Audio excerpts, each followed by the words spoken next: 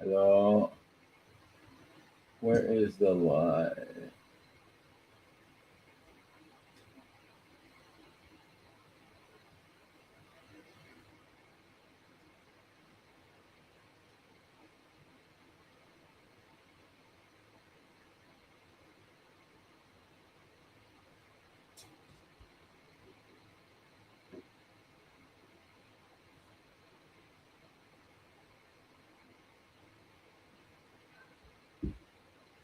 Wait a minute.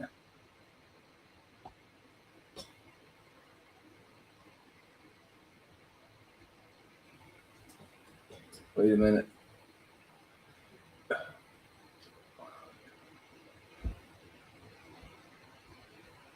There we go. Okay. Good. I guess we're live with Facebook, but I can't log in email page. I don't know. Let me just ask. Hold on, you guys. Good morning. Sunday Night Live. Good evening, Sunday Night Live, and good morning, Monday Morning Live here in Asia. And it says I'm live, so yeah, I can't see the chats on uh, on that. So that's a bummer. But anyway, let me try one thing, and then I won't keep this stuff going too much longer. Uh, what's this called again?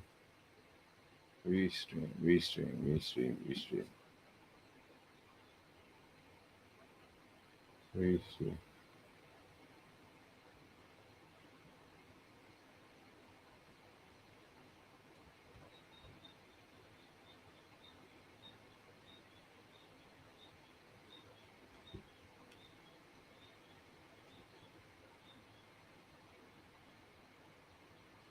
Restream. Where's Restream?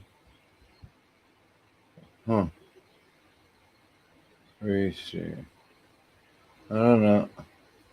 Anyway, not working because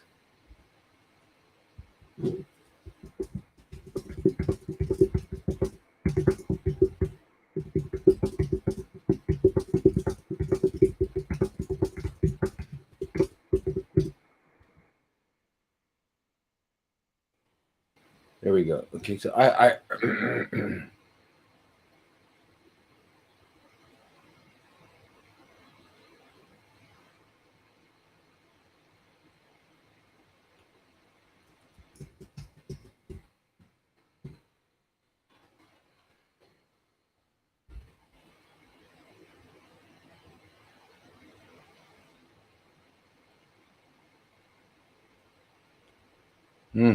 all right.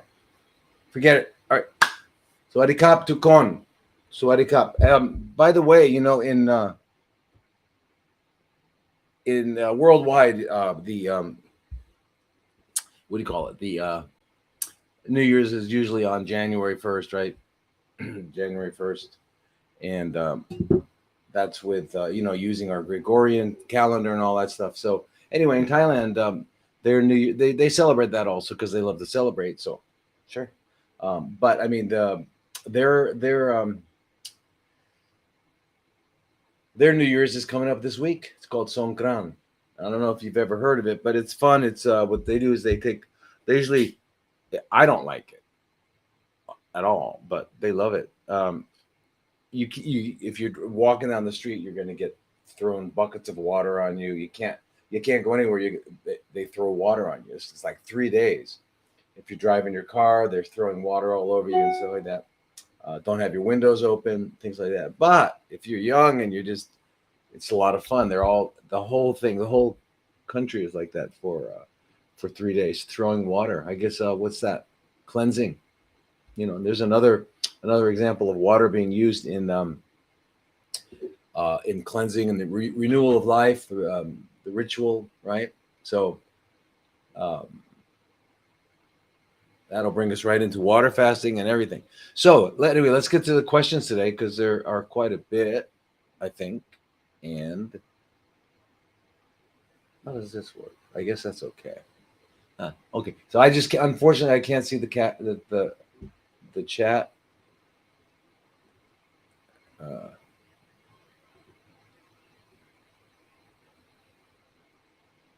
what? Oh, select image.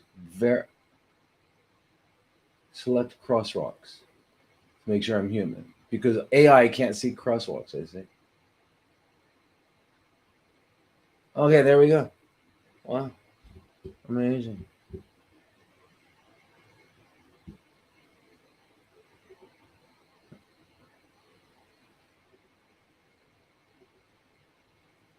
So nobody, are we not on? We're not live. We are.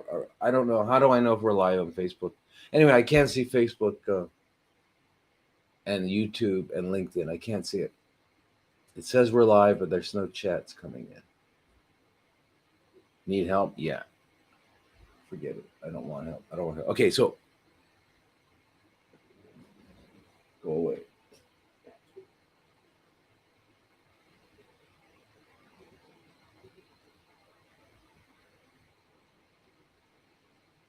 Okay, so anyway.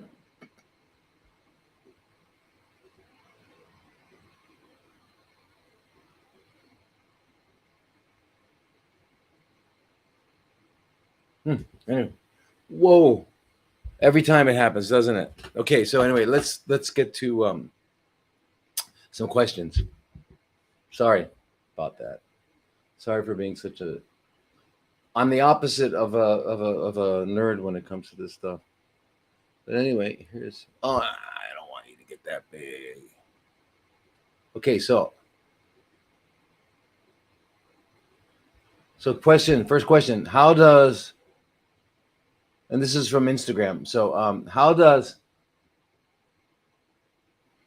I'm live on Instagram, but am I live on, anybody know if I'm live on Facebook?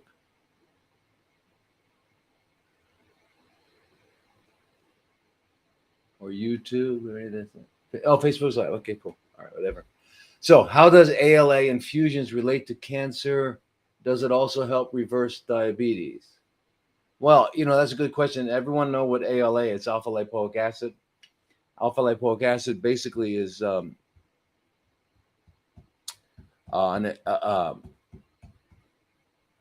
extremely powerful antioxidant. And remember what an antioxidant is? Everyone remember? So real quickly,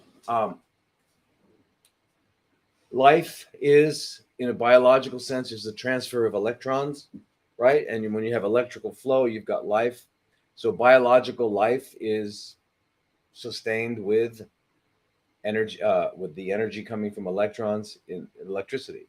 And when electricity is flowing in one direction, magnetism is at 90 degrees, and you have an electromagnetic frequency. So that's what humans are. That's what all biological entities are, etc. So now, when the electrons stop flowing and you've got flat lines on your EEG, your EKG, and your EMG, and all that, then it's over.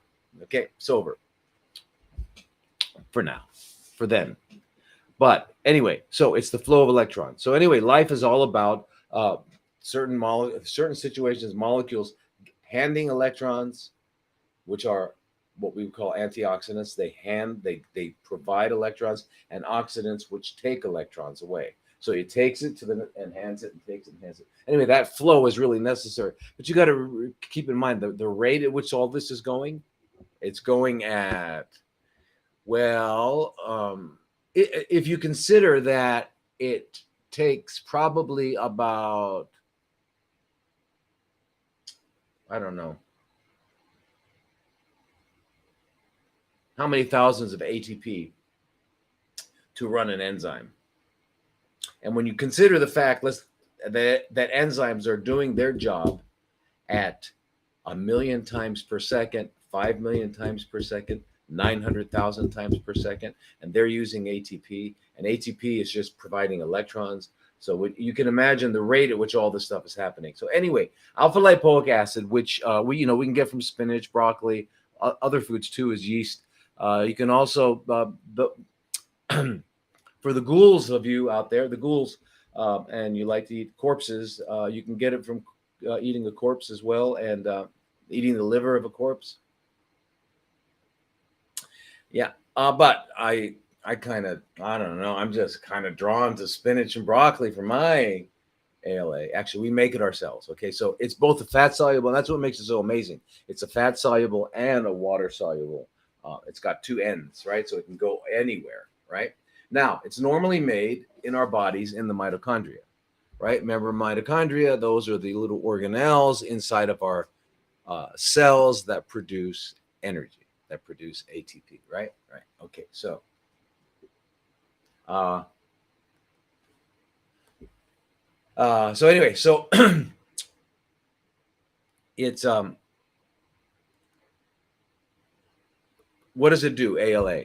Well, number one, probably the most it's most well known for the fact that it recycles all the other antioxidants. So it recycles vitamin E, recycles vitamin A, recycles glutathione.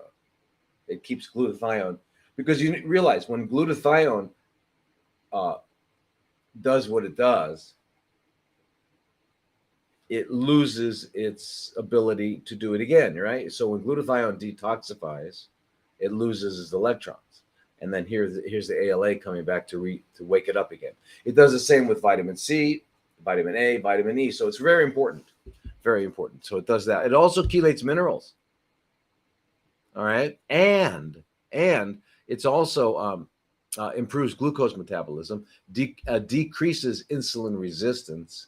So yes, so the question with diabetes is absolutely yes. It decreases insulin resistance, improves insulin because it's involved in the pyruvate dehydrogenase enzyme system. You know, now remember if you don't recall that what we've probably discussed it before, but when glucose enters a cell and it gets turned into pyruvate, pyruvate's got to get now into the mitochondria to go through what we call oxidative phosphorylation and produce 38 ATP. If it doesn't, that's what cancer, the road to cancer is the pyruvate gets converted to lactate or lactic acid, and that's a different thing. That's called fermentation, glycolysis, etc. So the pyruvate dehydrogenase molecule system, enzyme system, is connected to ALA. So ALA upregulates it and takes you away from glycolysis. Now it's just amazing, amazing stuff. And so, and therefore, if you were to use it with DCA, everyone know what DCA is, dichloroacetic acid. So if you were to use ALA with DCA, you're going to get, because the DCA also pushes the metabolism away from fermentation into the mitochondria.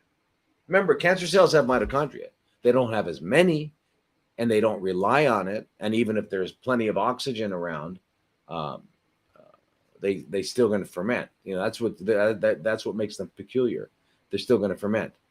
Okay, so DCA, dichloroacetate, which I think we've discussed in the past, and it is it's a small molecule that's used with.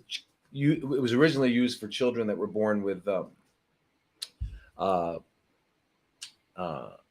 block in that enzyme system. And so they were always in acidosis. They were always producing acid in their muscles, and they're all over their body. So when they'd wake up in the morning, they feel like they just ran the marathon and weren't and hadn't trained for it, right? So they're just achy all over. Anyway, dichloroacetate shifts it up into mitochondria. Okay, so that's very good. So if you're using that with the ALA, that's really fantastic. And that's what you want to do with cancer, right? But it also turns out that it regenerates the liver big time. It's probably one of the best. So if you have a combination of, and this work came out of, I guess the NIH back in the 70s. There was a doctor, an MD, PhD by the name of Bert Berkson, and who I got to know pretty. You know, he's a great guy. He was in New Mexico, right near us in Arizona. But anyway, I met him at a conference. We were both lecturing there. We met afterwards. It was amazing, and I didn't know about him before that. Anyway, what he did in the 70s was incredible. He and this one other guy took 79 patients who had cirrhosis of the liver. You know, and you all know that cirrhosis of the liver, we were told, right? We all believe that cirrhosis of the liver is the end. You've got to go on the liver transplant list. All right.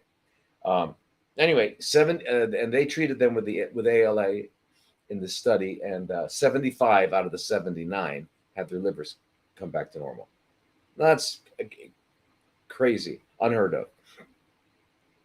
That's the regenerative power it has on the liver. So that's really, really important for people dealing with cancer or dealing with chronically fermenting cells. Let's not use that word, chronically fermenting cells,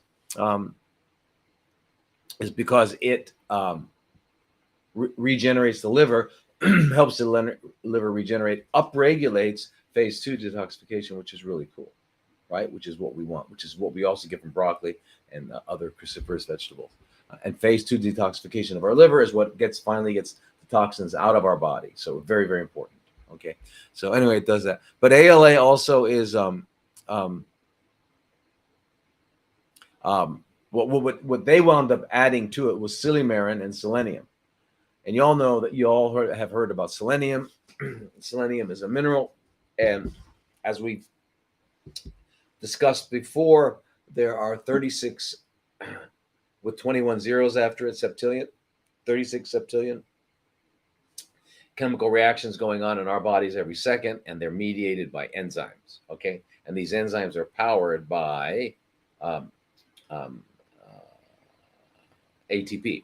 But anyway, every enzyme, in order to get the energy into it, like the battery pack to get it into the enzyme, requires a mineral. That's why selenium is associated with glutathione and zinc and copper. And every mineral you can think of has functions in different enzyme systems, and therein lies the big problem with heavy metals. So when you have heavy metal exposure, like lead, mercury, tin, some of these other heavy metals, and they get into your body, arsenic, they get into your body, they're going to replace, because they're heavy metals, they have a stronger charge, they can replace the selenium. So you get lead into your glutathione, it's not going to work. You get it into, whatever.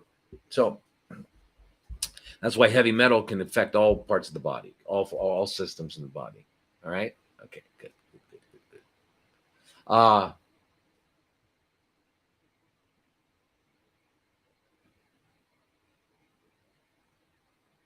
Social comments display here. Click on them to showcase on stream.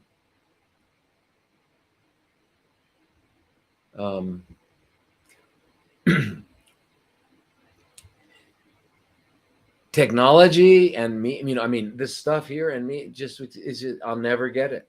I'll never get it. I'll never get it. Complex biochemistry, I love it. It's interesting. This is not interesting. Hi from Connecticut. Hey there.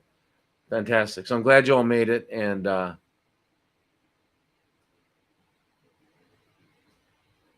what?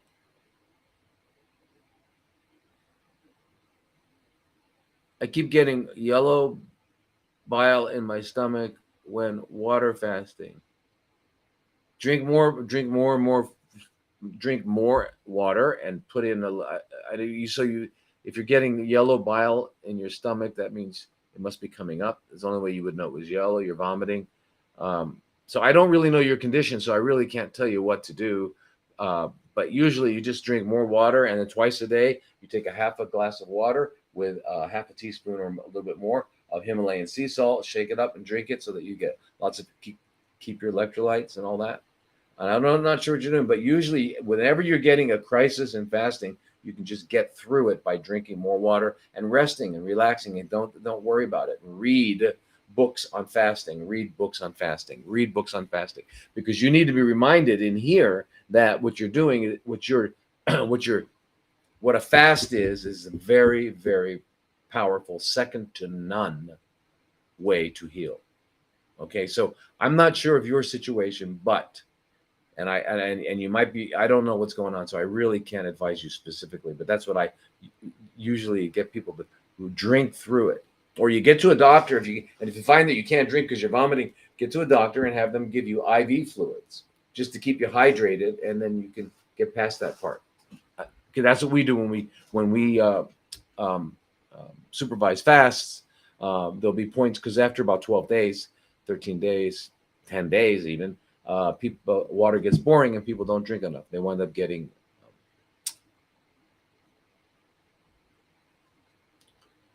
you're on tamoxifen and it hurts. Well, we're going to talk about tamoxifen in a little bit. Okay.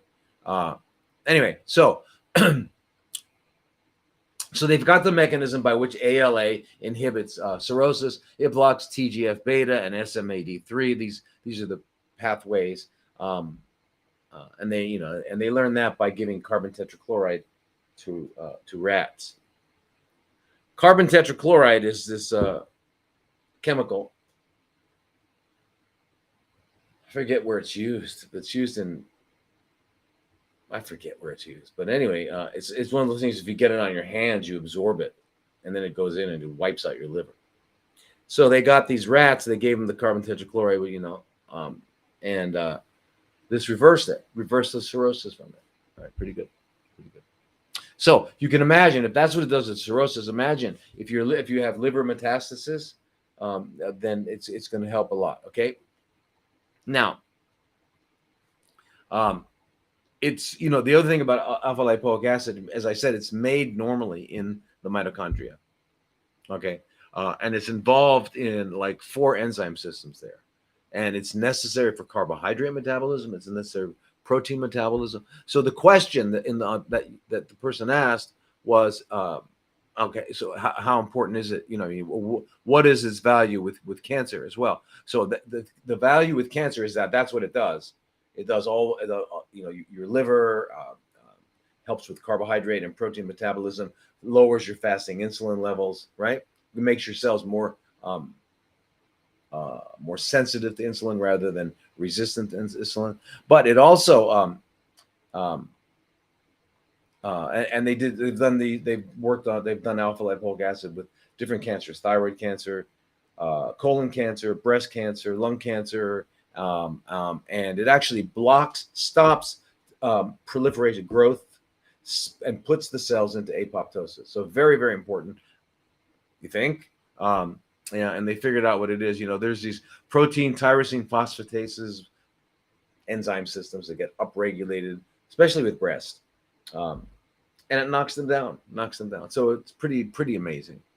Pretty amazing, ALA. So what we do is we always give it after, since it recycles vitamin A, vitamin E, vitamin C. So anyway, I just wanted to let you know that it not only it inhibits the 2 things that it does that it's very, very important is it inhibits proliferation and growth of the tumors and spreading and metastasis. So really important. And you can take it. And then the other great thing I forgot to mention is that because it increases the work it does with the ability with glucose is it actually works with neurons and improves the glucose metabolism in neurons and helps neurons repair. And so it's actually approved in Germany for diabetic neuropathy. Now diabetic neuropathy is not worse than neuropathy you get from cisplatin or oxaliplatin or a lot of the other chemotherapies. So if you've got a neuropathy, think of alpha lipoic acid. So what you would take is what I would say is there's different studies that did different things, but 600 milligrams 3 times a day.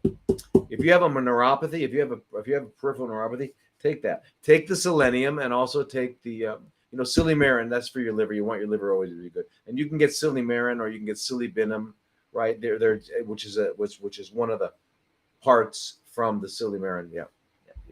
So really good. So really amazing. Yeah, amazing. ALA, alpha lipoic acid. So we usually give it as an infusion normally after every vitamin C. Because we want it to be kept. We want it to continue. If you keep recycling that vitamin C, when you get done with your drip, right? You're done with your drip and you go home, but you've got the ALA. It's recycling it. It's keeping it alive. It's keeping it working. Plus, you're sipping 7 to 7, right? Everybody's sipping 7 to 7. You're putting 8 to 10 to 12 grams of of a sodium ascorbate in water, a liter of water, and you're sipping at 7 to 7, so you slowly absorb it. Right. Right. It tastes a little bit salty. It's no big deal. A little bit salty, not a lot. Yeah. Yeah. So, where was our other question? Okay. Wait, we don't want you to do that big. Here we go. Okay, so here we go. Now, what do you think of McClellan's protocol? Well, I mean, it's fantastic. I mean, in fact, what she did, Jane McClellan, as you all know, she had stage 4 breast cancer, and was able to come out of it using when she wrote the book How to Starve Cancer, and basically she was looking at it from a metabolic standpoint. And it turns out that the Care Oncology Group that many of you have heard of, I think that's out of London. They really prescribe 4 basic drugs: mebendazole, metformin, a statin of some kind, and doxycycline. So she was pretty much the same, except that I think she also used dipyridamole. Dipyridamole. Yeah. Why is that weird to say? Anyway, actually blocks the cancer from uptaking amino acids and proteins and things like that. So that it actually limits its ability to grow, blocks it from growing. Right. So it's very good. So but we also use dipyridamole in painful urinary tract infections, right? You ever have that where it really hurts to pee? Well, that actually, you take that, and within less than an hour, it'll start to feel better when you pee. It won't burn. It won't burn. The urine will turn really orange, but it helps really a lot. Anyway, so I think what she came, and I give her so much credit, because I think she kind of started the whole idea of the repurposed drugs, right? And the doxycycline is amazing. Mebendazole is amazing, but we would use more than just mebendazole. But mebendazole is amazing. It stimulates apoptosis, and it causes cell cycle arrest. In other words, it just stops the cells from proliferating. Kind of cool. Now, remember, mebendazole is in a class of drugs called benzimidazoles, right? And so its cousin or sister or brother is fenbendazole, and so used for they're antiparasitics. But so they do many other things, not just that, not just cell cycle arrest and apoptosis, and not just that, but they turn off lots of different cancer pathways. They're very, very amazing. And they get rid of parasites, which parasites, remember, in us are always, what they do is they set up their environment so that they can be comfortable. And the environment that they set up, that they establish, is the same environment the cancer needs. So they kind of symbiotic in that way. And now we're finding more and more parasites associated with cancer. And also, not only that, but funguses and all microorganisms. And basically, I think we're going to probably come down to realizing it's all microorganisms. Everything that's happening is microorganisms, both on the positive and the negative sides. The microorganisms they're everywhere. They do everything. They keep us alive, and then they kill us. They recycle us. I mean,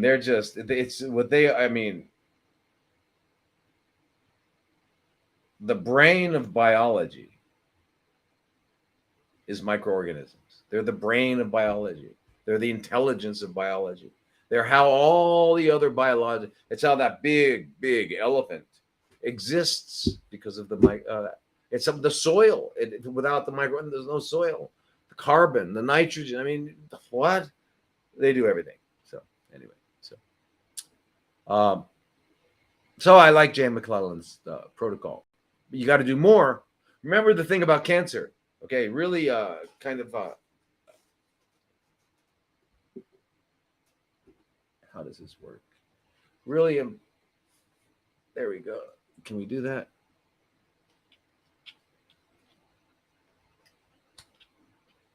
There we go.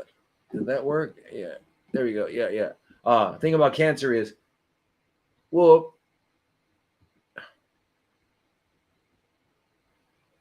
the thing about cancer is you cannot outsmart it. Come on.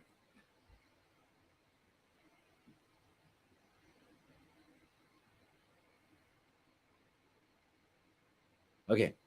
So the thing about cancer is you cannot outsmart it, okay? Because it's pretty clever. It's working out every day. Remember, it's in survival mode because it lost its mitochondria. So it's very, very adept at adapting. So you throw this poison at it, you throw this you can't. It's not going to work. It's going to figure out a way around it. So what you do with cancer is you exhaust it and remove its ability to metabolize. Right? You exhaust it. You do several things at a time. So what Jay McClellan's doing, yeah, the statins, use the statins. The statins are amazing in what they do. And what else besides statins? The reason is cancer cells are multiplying quickly, right? So the way the statins help is that obviously they're going to block cholesterol formation in the cancer cell. Why is that important? Because cholesterol is necessary for all non-plant and non-microorganisms make cholesterol. Now, I mean, plants do too in a different way. Yeah, they actually do. But I mean, all animals, they don't use it in their cell surface like we do. Plants have cell walls, so it's a whole different story. They have these rigid cell walls which is why when you eat broccoli, or you eat cauliflower, or you eat kale, any of the cruciferous vegetables, between one cell will have an enzyme called myrosinase. Another cell, which has got a cell wall between them, will have the glucosinolate, right? So then when the insect bites into it, or when we bite into it, they become isothiocyanates, which are poison to insects and the best medicine in the world for us, right? Yeah. Anyway, so plants have cell walls, whereas animals have plasma membranes. Okay. Now, in our plasma membrane, we need cholesterol to maintain the shape and the fluidity and all that. The cholesterol in the plasma membrane of our cells serves as to protect the cell to protect the membrane from getting oxidized, right? Which is called peroxidation when you're talking about lipids, fats getting oxidized. So it prevents that. And so you will upregulate and produce more cholesterol if you get exposed to radiation, if you get exposed to anything else that is going to potentially damage the cells. You're going to upregulate your cholesterol as a protective mechanism. Okay. Well, cancer cells need it, and they need more because they're reproducing faster. So they can't. It really blocks them from reproducing. But the other thing that statins do, which is crazy, is that it kind of sits and blocks the GLUT1 receptor. We've talked about the GLUT1 receptor in the past. Okay, so cancer. Okay, you guys remind me not to use that ridiculous word. It's a Rockefeller word. Okay, cancer is a Rockefeller word. Okay, it probably was cool at one time and whatever when it was whoever first thought of it, but it became Rockefellerized, and it's now a deadly, bad, horrible thing. So chronically fermenting cells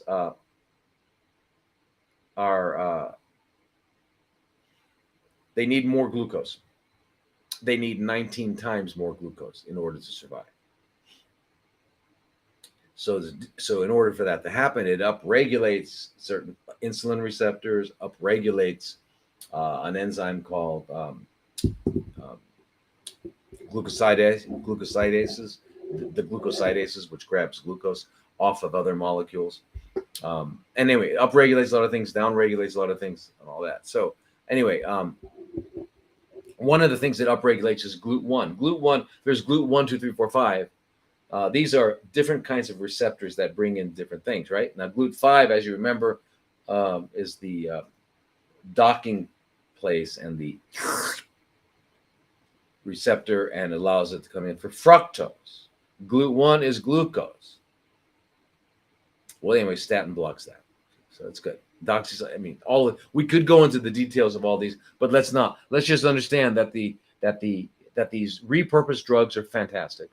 I mean, normally I don't like drugs, but when you have chronically fermenting condition in your body, we've got it. We got that condition because we live in a really unnatural, ridiculous, artificial world. I mean, this world we live in is absurd. Do you know how absurd this world is? You know, right? You all know how absurd this world is. It's absurd. Think about it. Wherever you are right now, wherever you are, you're in a box, an artificial box, right? Now, God gave us an earth, a fantastic, amazing place. And we said, nah, no thanks. Nah.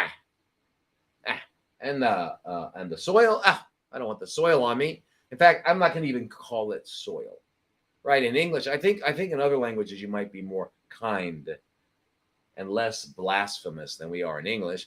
But in English, we call soil dirt. And dirt, by the way, is a pejorative term. It's not a nice term, right? I mean, it's pejorative. So, to say someone's dirty means they got to go clean themselves or clean their mouth out, right? Or whatever. Oh, you're dirty. Go wash your clothes. You're dirty. Go take a shower. Blah blah blah blah. Whoa, dirt. Earth. How about you're earthy? How about your mom? You come in the house. You're like 6 years old. You've been playing outside, and you got this earth all over you. And your mother says you look wonderfully earthy today. Wouldn't that be cool?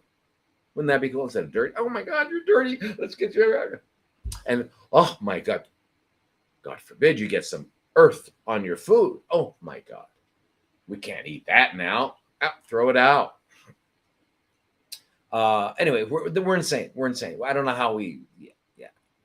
I mean, if you wonder why we're all sick, why we get sick, this is why we get sick.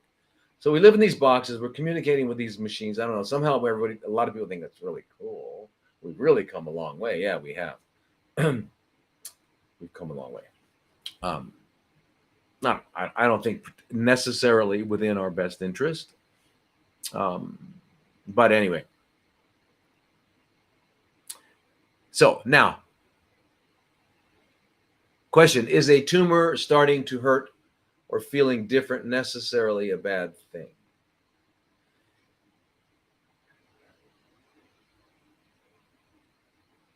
No, not necessarily a bad thing. It can be breaking up, and that's what happens, right? So, thoughts on mushroom for HPV?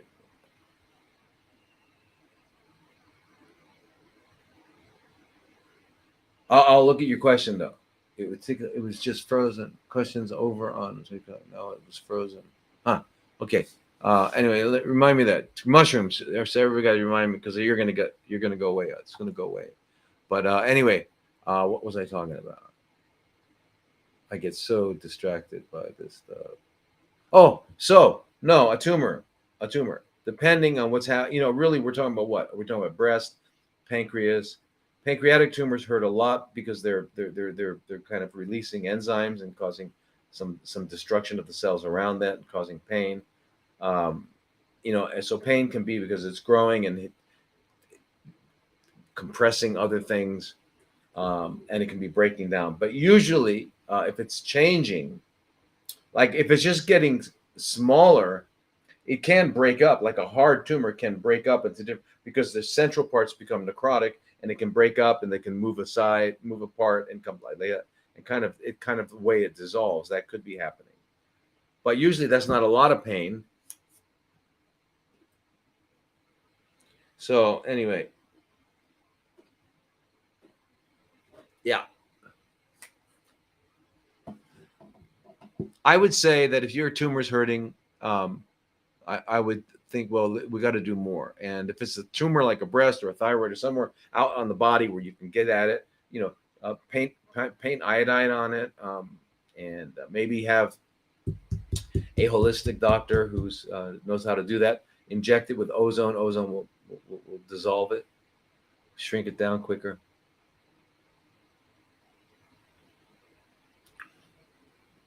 Okay, Elena, can uterine fibroids turn into chronically fermenting cells? Well, okay, a fibroid is basically um, a benign. Benign meaning benign as opposed to malignant. Malignant means keeps growing and then it spreads and metastasizes. So benign means it might keep growing, but it's not going to metastasize. So it doesn't go to other organs. So it's benign. I mean, a mole is a benign tumor. I mean, tumor just means growth, raised growth, increased cellular density, things like that. But it doesn't necessarily mean that it is. It is not malignant. So that's what a fibroid is, and it is of the uterine, the muscle in the uterus. Now, if it's extremely rare, for the answer is no, except maybe 1 in 10,000, 100,000 can become what's called a fibrosarcoma, which is where the muscle of, which is where the fibroid, which is just a excessive growth of the muscle. Remember, the uterus is made of muscle, right? Because it contracts, right? And the baby comes out and all that. But it's also lined with all kinds of blood vessels and nurturing cells and things like that. It's much different, right, than the muscle. The muscle just kind of helps it contract and have the baby come out. Okay, so when the muscle part grows, it's called a fibroid. And of course, being in the uterus, being part of the female reproductive apparatus, it has estrogen receptors. And so lots of estrogen will make fibroids. If you have excess estrogen and not enough progesterone to balance it out, you're what they call estrogen dominant, then you can get fibroids.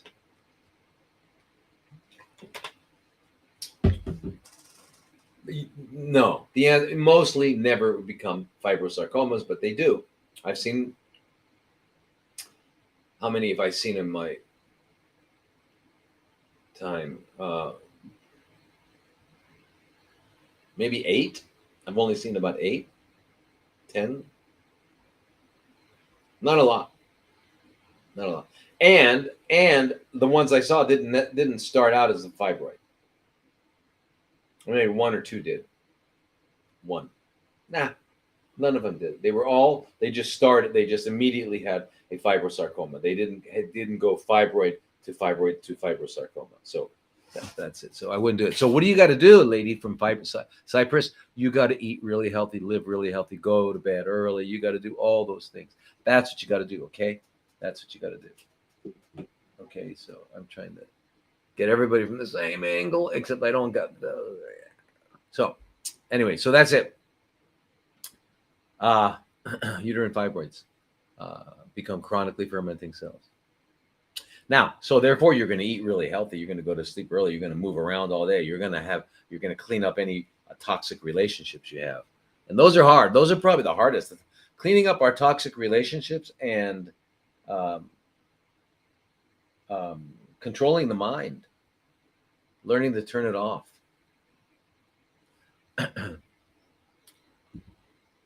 So, anyway. Now, how important is it to measure the urine pH? Well, you all know that. I mean, a lot of people are measuring. Wait, what is this thing here? I was told I had many small fibroids and not to worry. However, when I had the hysterectomy, the surgeon found a cancerous 4/7 tumor. Was that a fibrosarcoma? Or was it an endometrial? Be interested to see your answer there. Was it a fibrosarcoma? Or was it an endometrial carcinoma?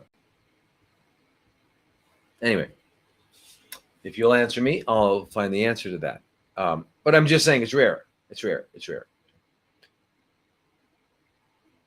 So how important is it to measure urine pH? Well, a lot of people measure urine pH thinking that that's a reflection somehow of uh, they do it as a way to monitor their progress in alkalinizing their body because they've heard that being alkaline is really good. It's good, and I think we've talked about this many times, but our body, what needs to be alkaline is our blood and our interstitial fluid. That is the fluid. Anyway, our interstitial fluid, which is the fluid that surrounds the cells, that has to be alkaline at pH of 7.4, which is average. 7.35 to 7.45, and 7.4 is in the middle. Okay, but every other part in our body and space and stuff like that has different pH requirements, right? We've talked about that. Stomach, colon, need to be acidic. Duodenum needs to be alkaline, etc. So there's, you can't just you can't be all alkaline. There's acid. Acid is going back and forth, just like electrons are going back and forth. Remember, acid pH is a measure of hydrogen concentration in fluids in a substance. Okay, now a hydrogen ion is acidic, but it's also like an oxidant in that it grabs electrons, and that's what makes acid dangerous. Whereas alkaline has extra electrons and gives it, just like an antioxidant. So you can lay the pH scale and you can lay the redox scale and the voltage scale all there together, and they're all the same thing. They're just different ways of looking at the same phenomenon. So measuring the urine pH is the problem is one of the big, most important jobs of the kidneys is to get rid of acid. So it's producing acid, and we need yeah. So what's very interesting is that so our normal pH is actually somewhere between 6 and 7.5, right? Some people go down as low as 4.8 is normal. I mean, I guess it depends on the population of people, up to 7.8. Okay. Well, here's the thing: if you have like way over 7, you could have this. There's a bacteria called Proteus mirabilis, which will produce a lot of an extremely alkaline urine. So so you could have have a UTI with Proteus, which would give you a very alkaline urine. That's kind of weird, right? Yeah. But again, remember too, what influences the pH of your urine? Because your kidney's job, one of the jobs of the kidneys is to get rid of acid and help maintain appropriate pH, right? So diet can do it. So grain, soda, fish, and animal protein, all of that will make your urine acidic, whereas vegetables, plants, nuts, fruits make your urine alkaline. So changing diet is going to change the pH of your urine. Okay. And then there are medical conditions that that do it as well. I mean, kidney stones and certain a sick diabetic who's getting into ketoacidosis or dehydration can do it. Acidosis can do it. Diarrhea can do it. Can make the pH of your urine low, right? And then you can also go really high and get too high of it by what we talked about before with if you have a UTI with Proteus mirabilis, but also kidney failure, just because you're no longer able to get rid of your acids. So it's alkaline, very alkaline. Gastric suctioning, if they're doing gastric suctioning if you're in the hospital. Respiratory alkalosis. Respiratory alkalosis happens when you overbreathe. People do that, and I remember kids doing that for fun because it gets them lightheaded and they faint and stuff like that. They like it. You just breathe like that, so you get it's called respiratory alkalosis. But other things, urinary tract infections, pyloric obstruction, kidney tubular acidosis, yeah, acute tubular acidosis, which happens from dehydration. All those things can result in a high pH. That it's not necessarily coming from the fact that you're healthy. So I don't use the pH of the urine because it's not telling me a whole lot. And there's too many potential variables. But it definitely doesn't say, okay, oh, my pH in my urine is high, so my body's all alkaline. Well, no, no, no. Your body is kept very strictly within 7.35 to 7.45. Your blood, your interstitial fluid. However, your colon pH is kept at 6.8 if you have enough acidophilus, if you have enough um, probiotics in there. Your stomach pH is 1.5 to 2, hopefully, which is extremely acidic. So, anyway, okay, so that's that. See, where's another question? Can you discuss how ozone treatment helps to eliminate chronically fermenting cells? You guys are so much better than me. My God, you're all remembering the name. Okay. So ozone. Okay, ozone used in Europe for years, decades, over 100 years maybe. So ozone is O3, oxygen is O2. Oxygen is stable because the two oxygen molecules, O2, are sharing electrons in a very balanced way. But you put another one on there and you got O3, and now you got some extra, it's like, so it's extremely oxidizing. It's a very oxidizing. And that's why they use it now for the Olympic pools, all that, because it's like, it's so powerful as an antimicrobial, like 100,000 times more than chlorine, right? So anyway, but using it, but medical ozone has been used for a long time in Europe and Italy, and so now medical ozone does a lot of things, and there's different ways you can do it. You can do rectal insufflation, vaginal ozone. You can do direct gas injections of ozone. You got to be very careful with that. You have to have someone who really knows what they're doing, because you don't want to get an ozone air embolus to your lungs. Not good. Well, you have a hard time breathing, but they have to do it very slowly. But ozone gas, and then there's what they call major autohemo, where they take out 200 cc's of blood, put in 200 cc's of ozone, mix it slowly, and then let it go back in. And then there's another one called there's the 10 pass, which basically is extra pressure, so it's hyperbaric pressure, so that you don't have to use so much heparin, and you don't have to get because that's the problem with ozone. When you're doing ozone treatments, when you take the blood out into a glass container, it's going to clot. You got to have the heparin in there to prevent it from clotting. So you can do that once, but you can't do it twice, 3 times. You're going to start getting up too much heparin, and you'll start bleeding out of everywhere and inside everywhere. So that's why they came up with the 10 pass, which is out of Germany, where they use the hyperbaric, and now they have the EBO, where it's being dialyzed. So they're really great strides with ozone. But how does it help? When you do the ozone, usually what happens is, now ozone doesn't last very long. Like not a second, not even a second, right? It's done. It's done whatever it's going to do. But it does several things. One thing is that ozone stimulates. When it dissolves in the blood, right?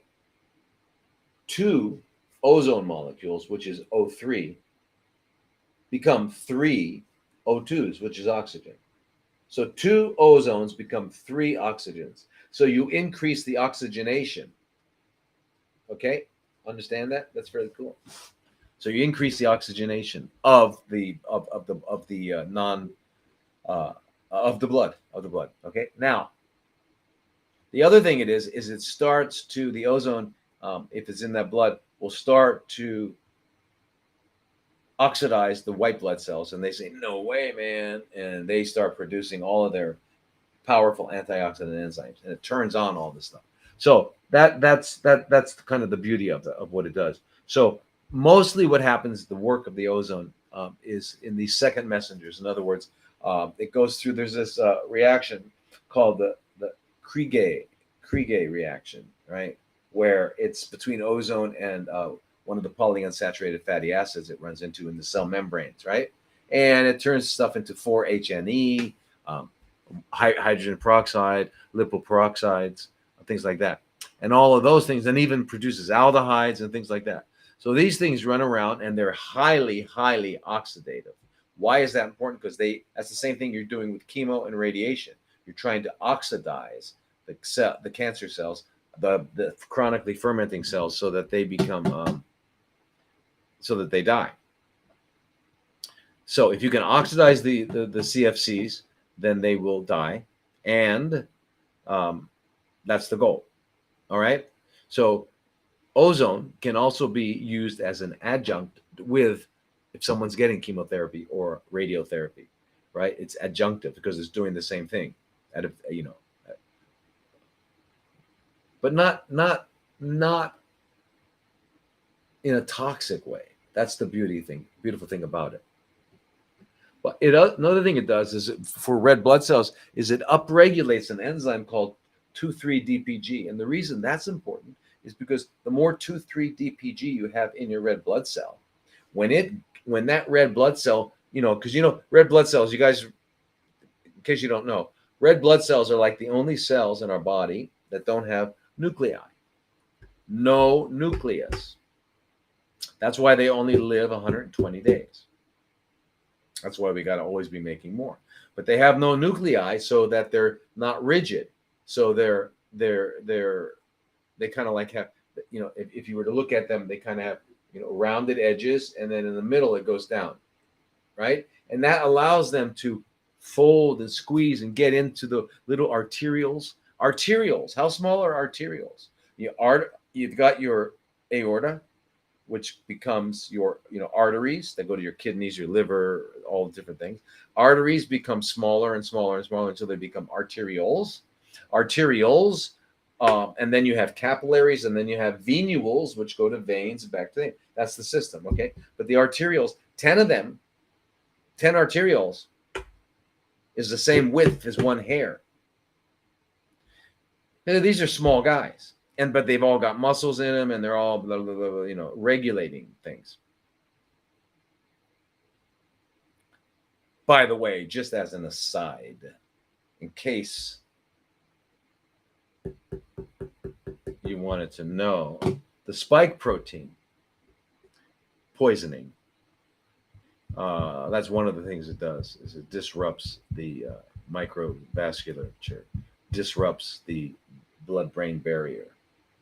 I mean, in addition to causing coagulation, in addition to causing cancer, all sorts of things. Probably the most toxic molecule that human beings have ever been exposed to, ever, is the spike protein. And when I get a Rumble channel someday, I'm going to be able to tell you everything I know about that stuff. I can't really do it now. Anyway, so that's what it does. So the ozone does that. It upregulates 2,3-DPG, so you have more. So that means I didn't even say it. So the red blood cells negotiate. They get their way through. They have to go into the capillary. They go into the capillary. You know how small capillaries are. Wow. Anyway, because the arterioles feed the capillaries, and then they go into the capillaries. And then the capillary is just a thin. It doesn't have any muscles in it or anything. It's just one layer of cell thick. So when the red blood cells in there, that's when the oxygen comes out and the carbon dioxide goes back, and it goes like that. It exchanges in there. But in order for there's a lot of factors that determine whether or not, or how quickly, or how much of the oxygen will be transferred into the cells. One of them is an enzyme in the red blood cell called 2,3-DPG. And if you increase that, you're going to increase delivery of oxygen. Very, very important. And if you're eating healthy and you've got omega-6s, walnuts, sunflower, they're in everything. I mean, chia's got omega-6 to 3 ratio, 3-to-1 ratio of omega-6s to 3. So I mean, 3-to-1 ratio of omega-3s to 6. However, it's got the 6s, the healthy 6s, not the 6s, not the omega-6s you get from French fries, and not the omega-6s you get from other foods that are unhealthy. No, but these are the healthy omega-6s. But anyway, if you have enough omega-6 in on your cell membranes, your plasma membrane, what do we get from that? That is just like insulin opens the door to let glucose into the cell, the omega-6 allows oxygen into the cell. So you upregulate your 2,3-DPG with ozone, and you happen to be someone who's smart enough to eat human food, you're going to have a lot of omega-6s. That oxygen is going to get in. So that really doesn't matter. You could be wearing oxygen here and while working out and all that sort of stuff. If you don't have any omega-6s, you're not getting the oxygen to the cells. And if you can't upregulate if your 2,3-DPG doesn't work. Yeah. So the other thing is one of the ways in which the ozone does what it does is for those of you that are like enjoy the biochemistry of it all, which I really do. But anyway, it says it's the NRF2. You ever hear of the NRF2? Anyway, NRF2 is the gene kind of that controls results in the turning on of all of the antioxidant response elements, which are all kinds of systems, all kinds of enzymes. All right, AREs. Anyway, then NRF2 does that, and ozone turns that on. So that means now all of your cells get really turned on with antioxidants. Okay, so it's just amazing thing. And then finally, one of the things that ozone does is it improves the gas exchange in your lungs. In other words, gas exchange, getting rid of the carbon dioxide and getting in the oxygen, it improves that. So I mean, it's great. Wonderful. And remember, we talked about minor autohemo, and you can get your doctor to do it. It doesn't take a lot of training at all, really. I mean, kind of just, you take out 5 cc's of blood from your port or wherever, and you put in another 5 cc's of ozone, or you can do 10 cc's and 10 cc's. That's a lot. 5 and 5 is better. And then shake it vigorously, and then get a shot in the butt or the arm. Butt better. Usually our butts are bigger than our arms. The muscle, in fact, the gluteus is probably the biggest muscle in our body. It's what keeps us upright, and it's what gives us a booty. Those people that still are young enough to have a booty, it's a gluteus. Anyway, that's what ozone. So the question was, how does it work with chronically fermenting cells? That's what it does. It oxidizes, and basically it kills them. But they've done studies where of course, in vitro, but it kills it, very small amounts of it. But when you get it, remember, when you get it, however you get it, it produces a secondary, second messengers that go and they turn on and turn off things, and they increase the oxygenation, oxygen delivery. They just do all the. In other words, it's an oxidative therapy. It's really, really, really good. But you got to do it right. So if you're getting EBO, do it once a week or twice a week even. 10 pass, you can do it even twice a week, 3 times a week. But if you're doing the MAH, where you take the blood out and you got to do that at least 5 times a week to make it really, really work well for you. Okay. So let's see what our next question is. Can you please explain TA1? Okay, so TA1 we've talked about before. Thymosin alpha-1 is a peptide, 28 amino acids. Peptides are amino acids. Proteins are amino acids. A peptide has 50 or less amino acids. A protein has 100 or more amino acids. All right. So thymosin alpha-1 is a peptide produced in the thymus gland. The thymus gland sits right up here below your chest bone. Okay. And it's really big when we're young, and then it gets to its full maximum weight in early adolescence, and then begins to involute, shrink, and the gland starts getting surrounded by fat, and then the fat, and then the smaller and smaller and smaller and smaller and smaller every year. Yeah. And what's the big deal? Well, the thymus gland is a T.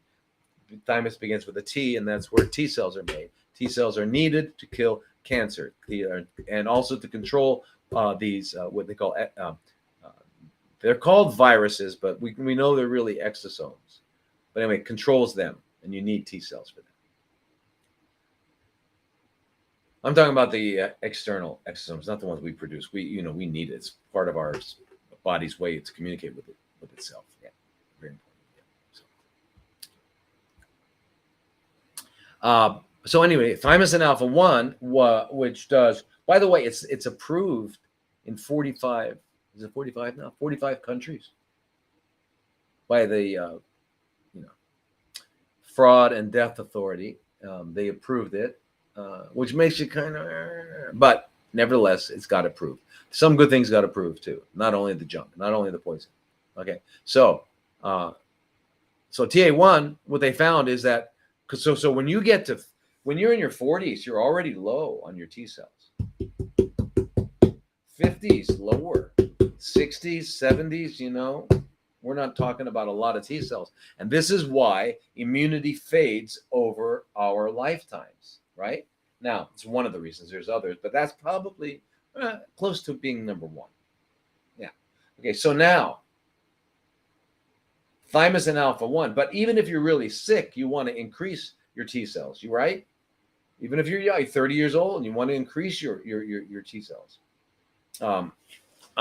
So anyway, that's what does that. So thymosin alpha 1 is a natural peptide that will stimulate the production of T cells and activate natural killer cells. So all of that stuff is what you need. So everybody should be on it if you have chronically fermenting cells.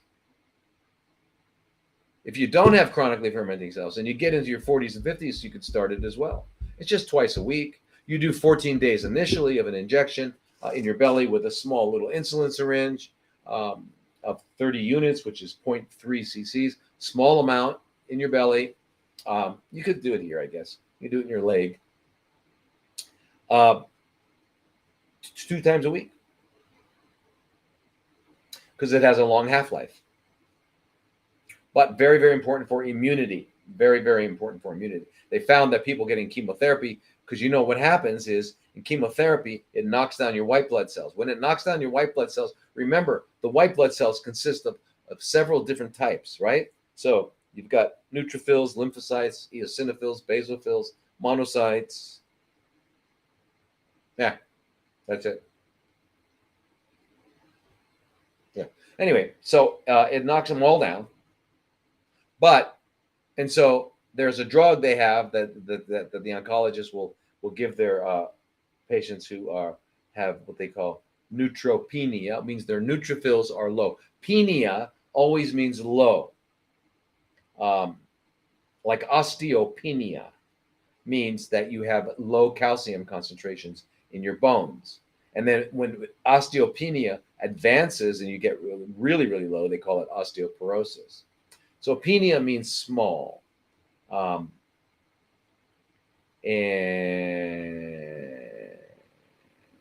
that's that. So anyway, but you also get a lymphopenia and all the other penias.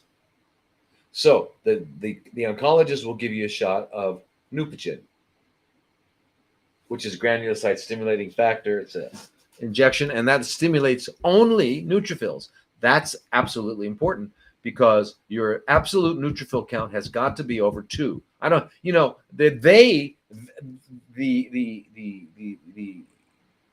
witches and warlocks in the House of Horrors let your absolute neutrophils get down to like 0.5.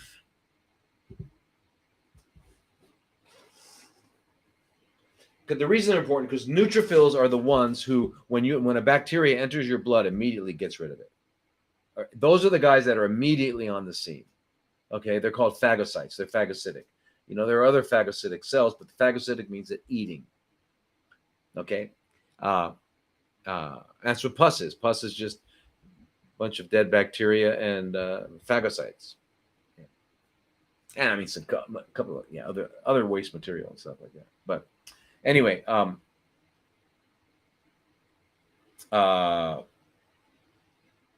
so they give you the shot of Neupogen. Now your neutrophils come up. Good, because if they don't, you're going to get sepsis. You can get sepsis. Sepsis means bacteria in the blood, multi-organ problems, and likely death. Okay, you don't want to get septic, and you can get septic if you don't have the neutrophils. So that's really, really important. How can you get septic? How can you get blood, bacteria in your blood? Aray, money, unite, money. This is almond coming. Money. How do you get bacteria in your blood? Brushing your teeth. Yeah. What were you saying? Huh? Say it again. Huh? Anyway, so from brushing your teeth, you can do it, and a constipated bowel movement. Can you imagine? You could do it because if you're constipated and you're squeezing like that. Here, you got to go down. Okay. Money. Bye.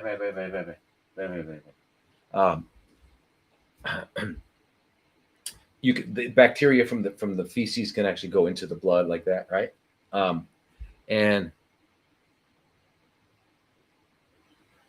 so what else?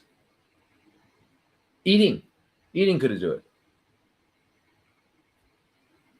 Eating can do it. There are so many things. Bumping yourself, anything could do it. You can get bacteria in the blood. You have spontaneous sepsis, and you can die. So absolute neutrophils, not percentage, but absolute neutrophils. I don't let them get below 2. If it's below 2, I'm gonna give you some Neupogen,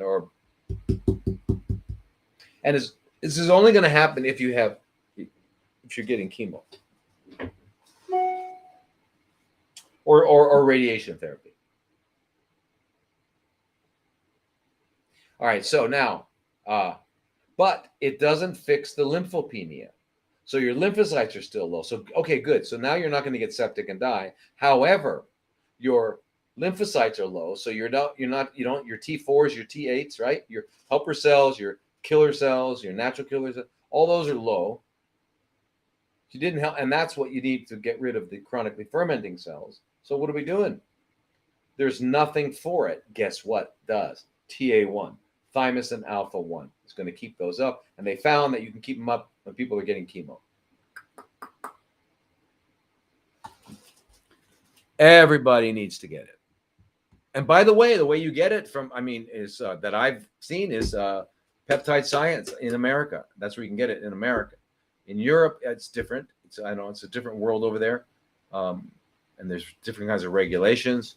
But Peptide Science is online, and you might even have them send it to you if you're in Europe. But it depends on customs in your country. So, but get it. Let me just explain real easy. You're going to get a powder. You're going to order 10 milligrams. You're going to get a powder.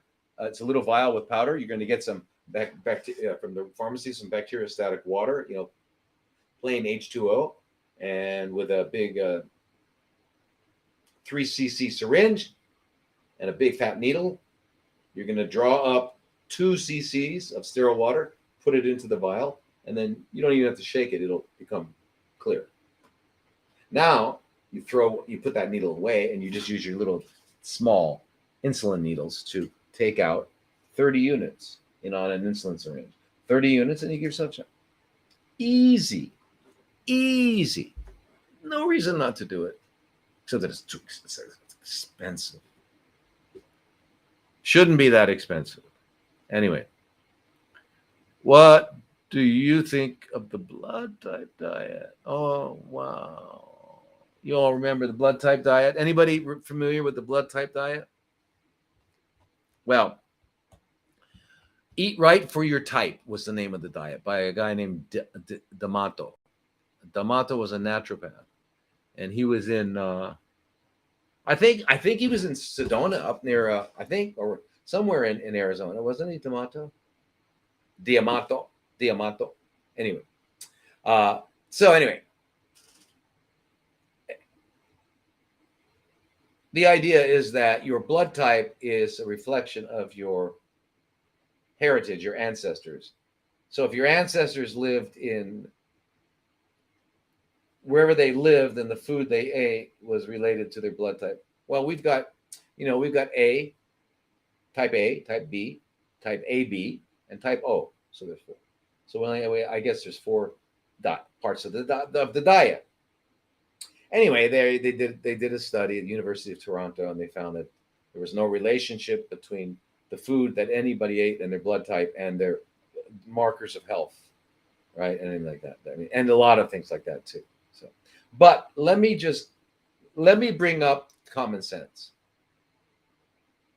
And I don't know how that became such a big. It became a New York Times bestseller. That's how hungry people are for finding out about the truth.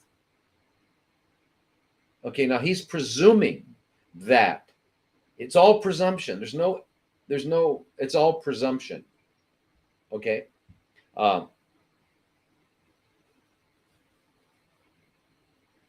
Amazing. I mean, he probably retired on that. I think I would have had it sold over what 8-10 million. It's translated like 52 languages. What? Now, let me just ask you a question. If the blood type is related to what we should eat because it's a reflection of our ancestors, what about horses? Horses have 7 blood types. We've only got 4. A, B, AB, and O. They have 7. So do you think some horses should never eat alfalfa, but they can eat, I don't know, crabgrass, right? Now, dogs are in trouble. Dogs are in big trouble, and I got to talk to D'Amato about that if I ever run into him. Dogs, canines have 13 blood types. 13 blood types, my God. So some dogs should stay away from sausages and bologna. Sausages and bologna, but they can eat like pork chops. We got to figure that out, right? I want to get a blood type so we can know how to feed our pets, right? And in cats are real simple. There's just 3. They just have 3. But anyway, all animals, I forget how many elephants have and all that. They all have different blood types, and it's not related to that. It's really many other things. So I'm sorry about that.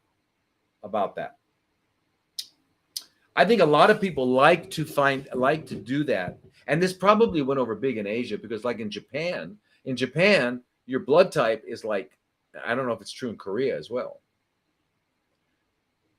But some people on their business card, in Japan, when you meet someone, you go, Hajimemashite, dozo, and you hand them your business card like this, right? And then they take it and they look at it for a while.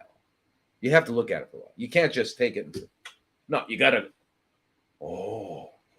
sugoi ne. Oh, Batman.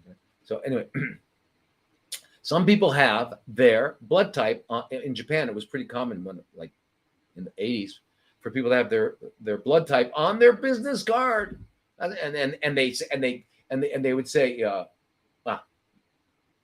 he's that way because he's a B or he's an A.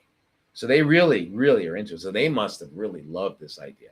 But it gives you an excuse. Remember, a lot of these kinds of diets that think that humans are really different from each other in these kinds of things, it gives you an excuse. Well, God, I got to eat dead animals because my ancestors ate dead animals, so I got to eat dead animals. And anyway, I don't think it's worth even reading the book because it's all D'Amato's imagination. I'm telling you, it's his imagination. Because humans Eat human food. And human food is, when I'm talking about natural, our natural food is plants.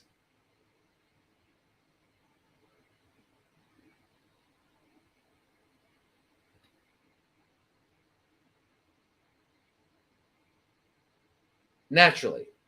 That's what we're equipped for. That's what we're instinctive. Your instinct. And if you tell me no, I gotta have a steak. If I don't have a steak, I don't feel much better when I have a steak. I tried to go vegetarian, but I had no energy. So I ate a steak and I'm ready to go. Give me a break. Listen, first of all, you don't get energy from eating protein, usually, unless it doesn't get turned into glucose. Maybe the fat might give you some, but it takes a while. You're not going to get the energy right away. Anyway, but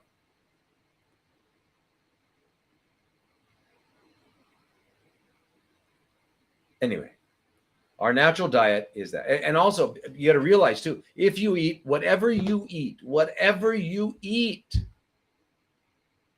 was given to you when you were young, before you even could talk and argue, and they stuck these things in your mouth. They stuffed you. You remember? You remember when you were born? The minute you cried, it was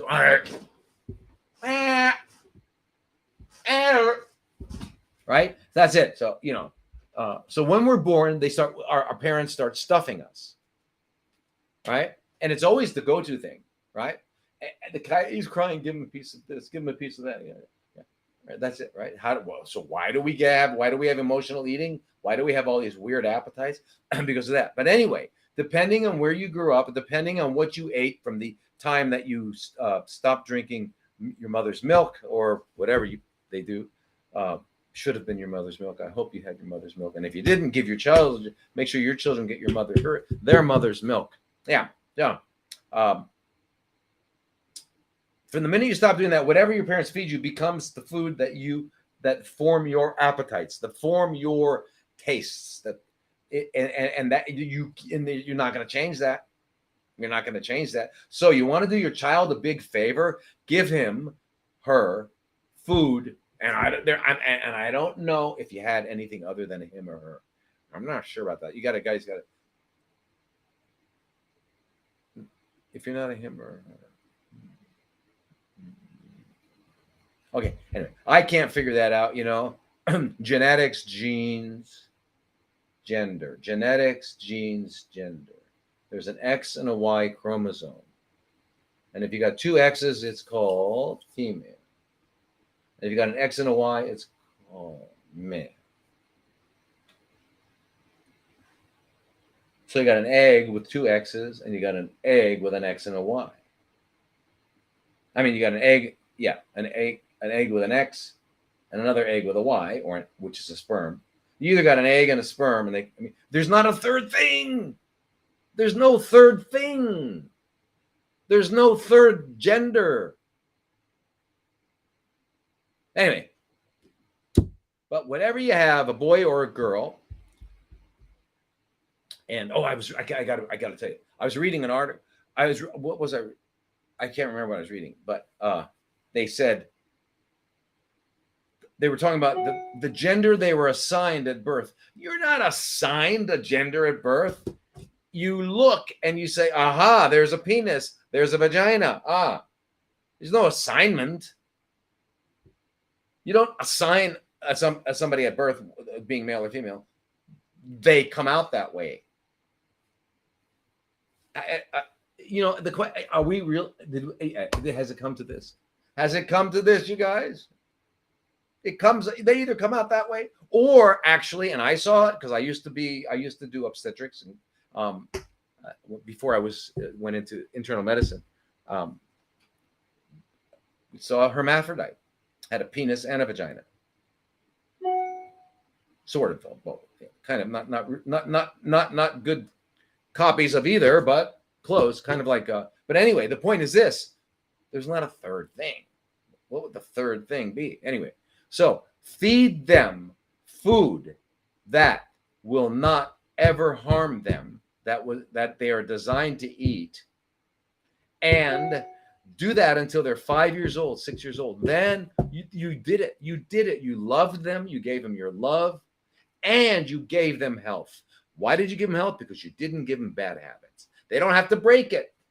When they're hungry, they're going to grab an apple, or they're going to grab a cucumber, or they're going to grab a carrot, or they're going to grab some lettuce. And they say, we're going to go out to dinner? Yeah, let's go have a salad.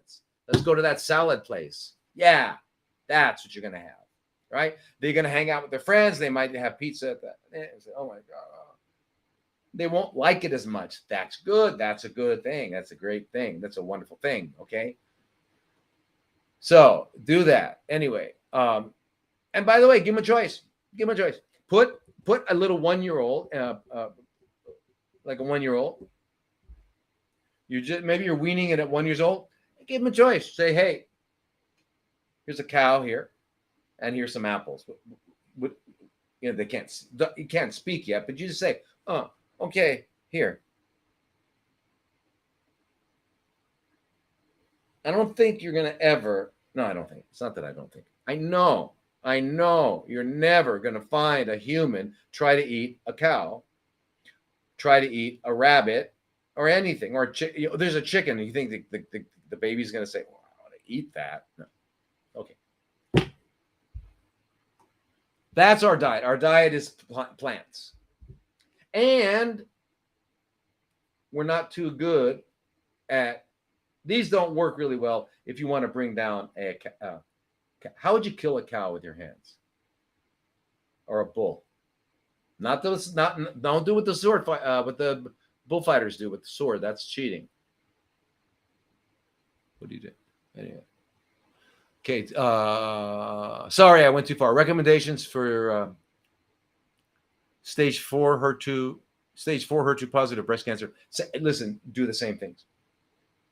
Live healthy, eat healthy, lots of soy, lots of cruciferous vegetables, all different kinds of soy. Organic, make sure it's organic, make sure it's not GMO. Cruciferous vegetables, lots of cruciferous vegetables. Make sure you're well hydrated. Do all the things that we talk about, that you do all that. There's nothing specific about any particular type of, you're currently in remission. That's fantastic. Stay there. Keep your colon clean. Go to bed early. Do all these things. Eat healthy. And I would also recommend that you take some of the drugs that we take to eliminate the cancer stem cells, because that's what you got to worry about. Because the HER2 positive was only that particular group and cluster of cells that was in that particular microenvironment. Because a person, as you know, there are many women that've got breast cancer could have like triple positive here and triple negative in when it went there, because this is different microenvironment. So remember, these genetic, what do they call them? Genetic mutations are not mutations. Sorry, not mutation. So anyway, that's actually good news. You know that. That's good news. Why is that good news? Because mutation is not much you can do about a mutation, right? Not much you can do if you're born with Hurler's syndrome. Not much you can do if you're born with Down syndrome. Not much more if you're born with an alpha-1 antitrypsin deficiency. Not much you can do. You can't change it. No, but this stuff you can change. Huh? Your PTN is down. Your P21 is down. Your P53 is down. We can get them back up. Oh, how? Food. Human food. Specifically, cruciferous vegetables. Specifically, cruciferous vegetables. Okay, now. So anyway, so the HER2 is it's just a thing. The HER2. Don't worry about it. But you want, so I would take ivermectin. You can take doxycycline, prophylactic. You have to do it for forever. But I mean, just in small doses. Doxycycline, 50 milligrams twice a day. Ivermectin, 12 milligrams twice a day. Even once a day would be fine. Mebendazole, do a mebendazole. Get a 500 milligram. They have it in 100 milligrams. Do one or two, a couple times a day. Just do that. And be doing your SIP in 7 to 7. Vitamin C. You want to keep those stem cells down. Get some IVs of vitamin C. Go get some IVs of vitamin C. Keep those stem cells down. I mean, yeah, and keep yourself clean and moving and flowing and all that.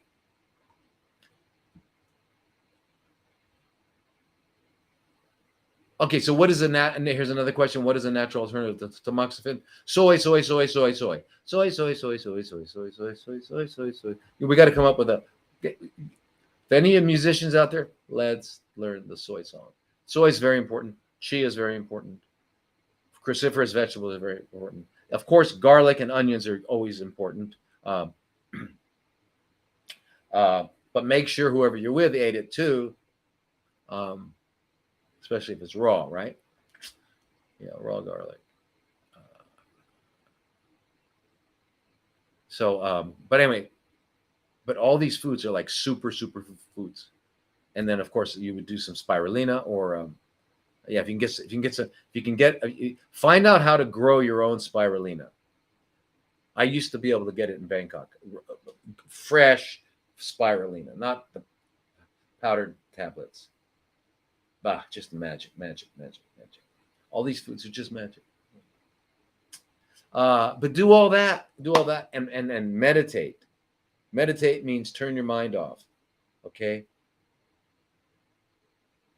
Listen to your breathing. Listen very intently, intimately, deeply to your breathing. Understand nothing. Think about nothing. Just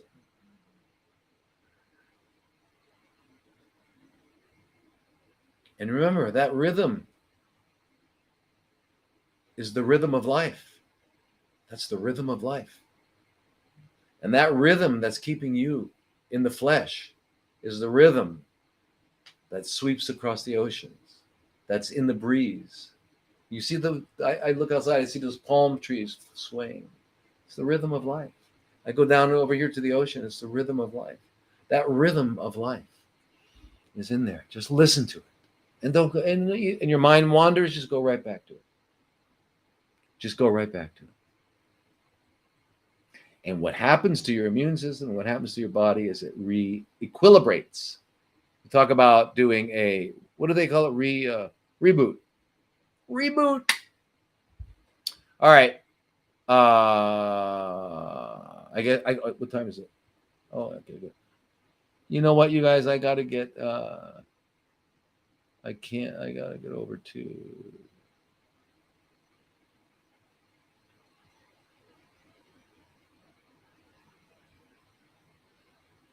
Oh. Whoa.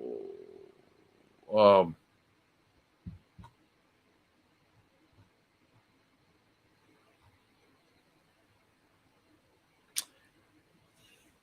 Wow. Can aggressive metastatic prostate cancer be stopped with alternative therapies? Yeah, and it can't be stopped with conventional, which is why you're asking. So remember that. Please, everybody, keep in mind the conventional world has rarely, but not if it's aggressive. They can rarely catch it early, cut it out. Rarely. Most don't. You cut it out, it comes back. It's all over. I mean, it doesn't. We've talked about that before. But when you get into stage 3 and 4, there's no conventional. And ask your oncologist. But yes, especially aggressive prostate cancer. Aggressive means probably in your bones, maybe lymphatics. Yes. We've got to find out remember, you guys, we've got to find out what's causing it. You got to find out. You've got to get rid of all of the parasites. You got to get rid of any deep dental infection. You got to get that all checked out in the right way by a biological dentist, and you got to do the parasite. You got to get rid of that, and you got to do detoxification and cleansing, colon hydrotherapy. You got to get rid of all the waste, all the things that could possibly be causing cells to ferment, to require fermentation to survive. Okay, you've got to eliminate that. That's number one. Okay, you do that, and this kind of stops now. And then if it's in your bones, if you got prostate, it's probably in your bones. Then doxycycline is really going to help with that too, right? and you don't have to take. But there's a lot of things we can do, and eating a human diet, eating plants, eating fresh vegetables, uncooked vegetables, plant. Find out how to do it. Remember, I have a book. Where's that book? Where's my book? Anyway, I have a book. It's called "Stop Making Cancer," and you can get it online, I guess. I should probably figure out a way of putting it on the website. But anyway, it's a recipe book for uncooked food to make it delicious. It's got to be delicious. It's got to be delicious. But you can do that. So if you've got aggressive prostate cancer, yes, and you need testosterone, by the way, because they're going to tell you don't need testosterone. They probably put you on an androgen blocker. They probably gave you Lupron. They probably did things like that, knocked out all your testosterone, which is crazy because it's low testosterone that results in prostate cancer, not high testosterone. Right? Think about it. You got a 25-year-old guy at Gold's Gym who's lifting and big and bulky, and he has an erection from the moment he wakes up until the moment he goes to sleep. He doesn't have prostate cancer. No, it's the guy who's 60, 65, 70, who can't get an erection, and when he works out, can't keep his muscles, and his testosterone is low. And in fact, when the testosterone dips below 550 for any significant period of time, your risk of developing this chronically fermenting cells in your prostate is higher. You want to get your testosterone back up to normal because your testosterone is important for your heart function, for your brain function, for your muscle function, everything. Everything. It's really, really an important hormone.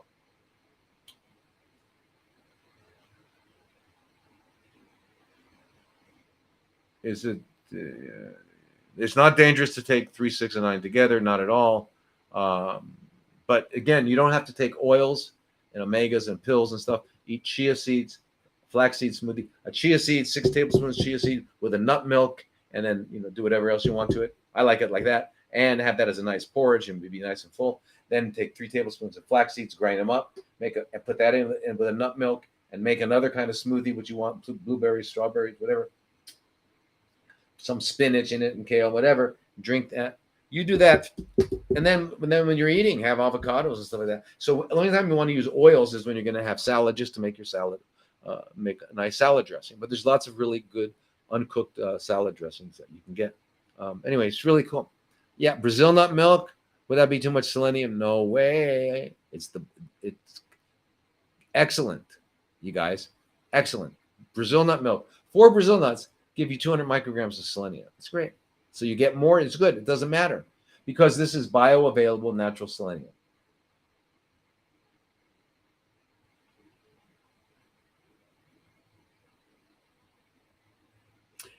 Thank you. I do. Yeah, you said you lose weight in the 6 hour by eating and only in a 6 hour window. Maybe you're not. Well, I don't know. Are you underweight? You're like underweight?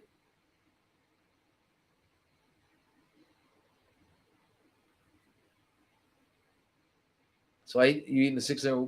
What would you do? Well, the 6 hour window. Imagine if you're having nuts and seeds. 60% of your diet is fats, nuts, seeds, and then the rest is vegetables. Yeah. Now remember, you don't have to do this forever if you have chronically fermenting cells. Once they're no longer detectable, you can go to an 80-20, where 20% of your food is cooked. And if you just absolutely can't stand it, then eat it. But eat a steamed sweet potato. Have some brown rice, some quinoa, things like that. Will help get. I mean, if you're like cachectic, I don't know what you mean losing weight. Losing weight for most people is usually a good thing. They're usually happy about it. So usually, dinner is for me. Someone's asking a question. Specifically after dinner is a salad, and I usually put in whatever different lettuces I can find, tomatoes, avocado, cucumber, carrot, arugula, broccoli, cauliflower. I like all of them. Yeah, really big, and it's like totally full, totally full. Yeah. What cop? And what did you? Hey, fantastic.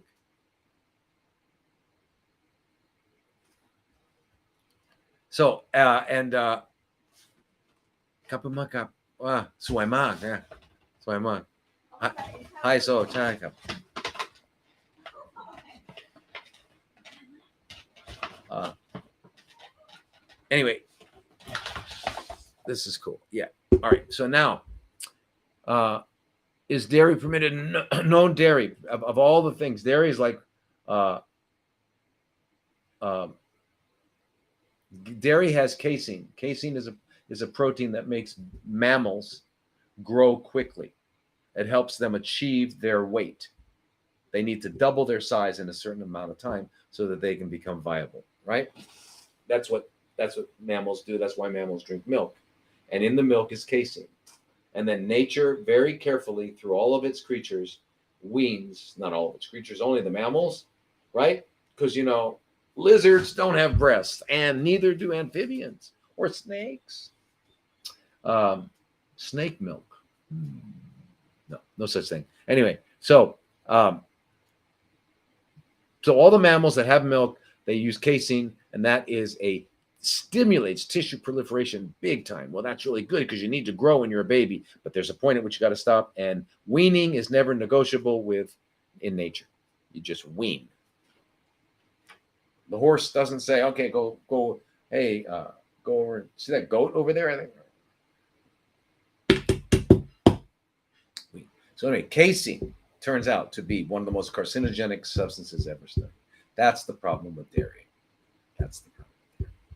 However, I met this guy who did the studies because he was determined, Italian guy, and he figured out he had he had a restaurant and everything, and he found out that if you age provolone cheese to 6 years, is it? But 4 years, 5 years, 6 years, I forget. Anyway, there's a certain point at which when you age provolone cheese, that it loses its casein. Wow! Imagine that.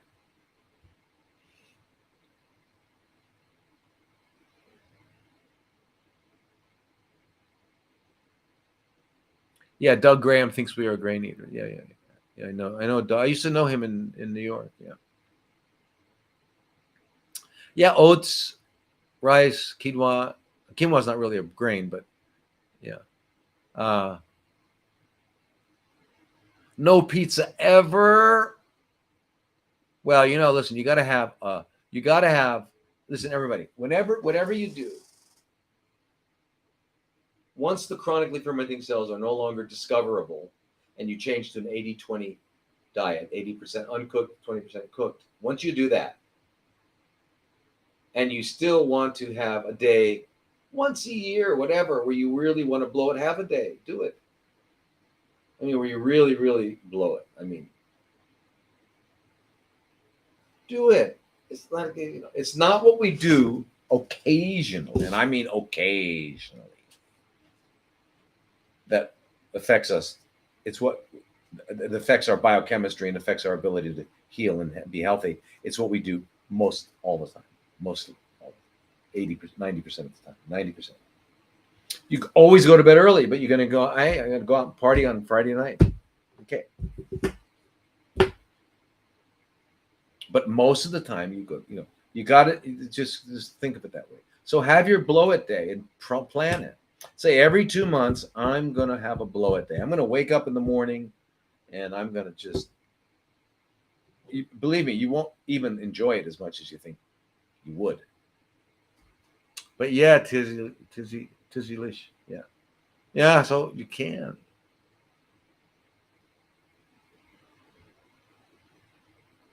How easy is it to change your habits? You give them raw broccoli and raw potatoes? Question mark. Raw broccoli is great. Yeah. Raw potatoes, no. By the way, I don't know if you guys ever ate raw corn, non-GMO. Raw corn is fantastic. It's better than cooked corn. Try it. Get a nice, good piece of corn. Raw broccoli, yeah. And you know what you can do is you make a dip. You make a dip with your cashew cheese. You make a cashew cheese and you dip your broccoli like that. If you don't realize, and that makes it easier. Or take your broccoli and put it into a dehydrator, and it'll taste cooked. Dehydrate it. Dehydrate your cauliflower as well, and it tastes cooked. It tastes cooked. It tastes cooked. And you can put the cheese on it. Put it back, that cashew cheese. Put that back into the dehydrator, and it comes out, and whoa, you got a broccoli, cauliflower cheese casserole. I mean, fantastic. Make kale chips also with that same cheese. Kale chips. Give that to the kids. The kids are going to say, whoa. I'm telling you.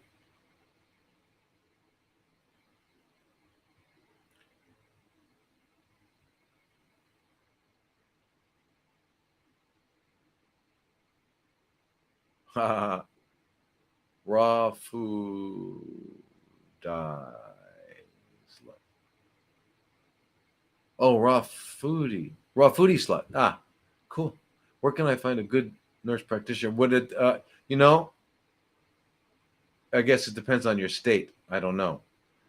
But there's lots of good, I mean, hopefully there's nurse practitioners.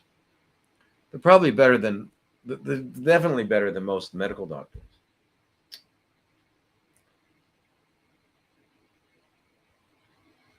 What about kidney damage over 110? What do you mean over 110?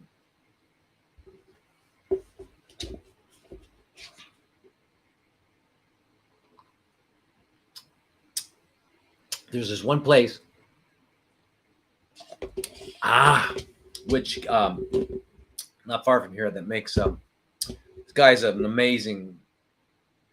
What's the word? What do they call those guys who make coffee? Anyways, he gets the beans from. They grow in Chiang Mai and they're organic, and they bring them down, and he roasts them himself, and then he prepares them. So that organic coffee and organic soy milk. I don't know what you mean about kidney damage over 110. You don't mean the age of 110. I'm not sure what you're meaning. Animal communicator. Car. I don't know what that means. What over 110? Now, can you another question? TikTok topic. Can you take too many vitamins? Yeah, as a matter of fact, you can. And the least you can take is the better. You want to eat really healthy so that you don't need to supplement because your diet is sufficient. But you're going to eat you're going to take certain supplements. You're only going to take like iodine, maybe some thyroid. If you need it, you probably will for a while, natural thyroid. Vitamin A, vitamin D, and vitamin C. Those are the big ones. And, you know, if you're vegan, then you're going to need maybe a B complex to get your B12s once a week. Yeah, it's but those are the the main ones, and then of course all your minerals: selenium, molybdenum, manganese, magnesium, and boron. Yeah. That's it. I mean, and zinc. Did I say zinc? These are all like really, really important. You'll get them in foods, but you want to get a little extra. Just like you get the vitamin C in foods, but you want to get a little extra.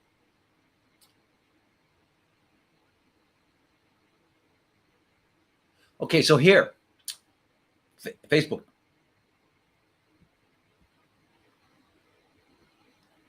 What supplements can you recommend for free of cancer after a lobectomy, a lower lobe lobectomy, to stay strong and healthy? Well, what I just mentioned, right? So, you know, iodine, vitamin C, vitamin A. Vitamin A, 40,000 units a day. Vitamin D, 30,000 units a day, until you get up to a level of around 90 to 120, and then figure out, do I need to go down a little bit or whatever. Keep your level around there, your vitamin D. Vitamin A, look, you want to be at the very top of the level of the reference range. It's hard to get there. Taking 40,000 units a day of vitamin A, very hard to get up there. Very, very important. And then vitamin C, you're going to do 10 grams in a liter over 12 hours. Sip it slowly. Okay, those are big. Those, that and the iodine and the minerals, and you're okay. And then you eat healthy. Don't get in. You can do mushrooms, right? Mushrooms are going to be really helpful. You could for your immune system. There's so many things you could do. Astragalus. I mean, there's just so many things you could do. Quercetin, curcumin. Yeah, absolutely. Yeah, I can't say no. Don't take them. But you can also, you want to eat, and you want your food. If your food is real, if your food is organic, you first of all, you won't need a lot to eat. You're going to be healthy. You're going to sleep early. You're keeping your bowels clean. You're doing an enema in the morning. Now, I start chemo tomorrow, and I could use some guidance on what. We probably got this too late. I'm sorry. What my diet should be. I'm doing a cancer fighting diet now, and only eating within a 4-hour window every day. I'm only consuming what I believe to be cancer fighting foods. Are there more or different things I should consider while on chemo? Any help would be greatly appreciated. Thank you. I am determined to beat this thing. Okay. Well, look, and I'm willing to do anything. I plan you to be here for my family for a long time. And this, I love that, and we're all, I meet so many people that are, and I meet so many people that are parents of young children, and it's just so. What you should do, my guidance. Listen, on my website, drlodi.com, there's a Stop Making Cancer video series, and I would say get that and follow that. But also keep in mind that I'm not sure what you think, what you're eating, but remember, uncooked foods, and we've been talking about it, brassica vegetables. 60% of your diet's got to be healthy fats from chia and flax, okay, hemp seeds.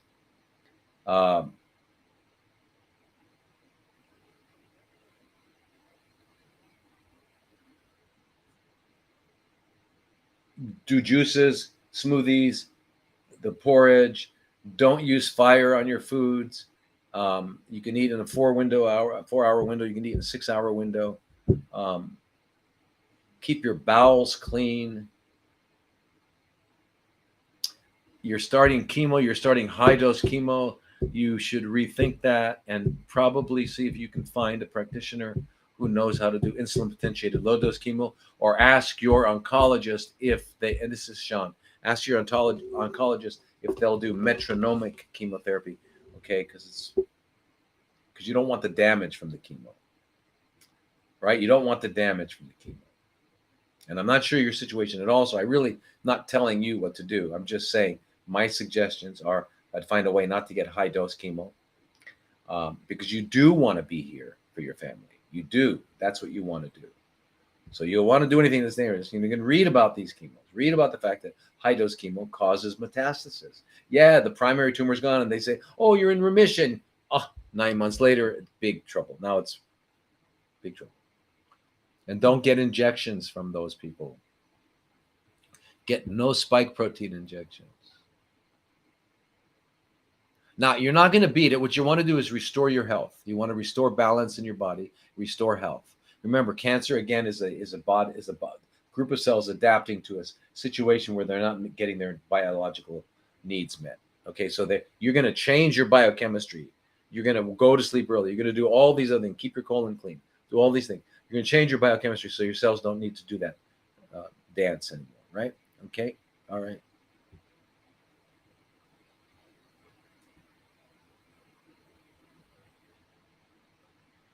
Whoa, I'm 90 years old. Do you take care of prostate issues? Yes, I scrapped 30 years ago.